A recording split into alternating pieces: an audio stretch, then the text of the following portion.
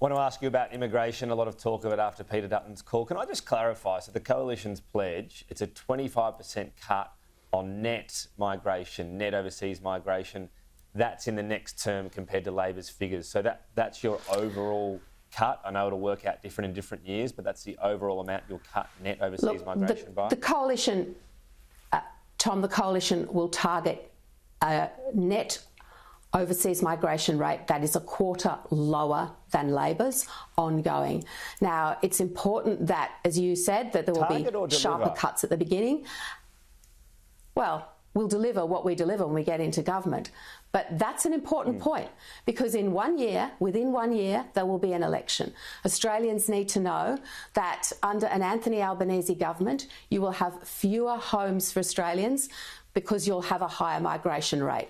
Under a Peter Dutton government, there will be a lower migration rate and there will be more homes for Australians. In fact, there will be 100,000 more over the next 5 years. Now, that's hugely significant. Okay. I'm out in Western New South Wales in my electorate. Everywhere I go, people are saying, we understand the pressures on housing. They're here, they're in the cities, they're all over this country. So just focus on 100,000 more homes than there would otherwise be under Labor. For a lot of policy decisions, you get a plus side and a downside. The plus side, you'll talk up the housing. The downside, if you reduce migration that significantly, there would be a downgrade on growth, wouldn't there? Well, growth that comes just off the back of migration is not the way this economy should be run. I didn't hear the Treasurer talk productivity at all. So, I mean, let's focus on homes for Australians, but let's similarly focus on making our Australian economy as productive as possible.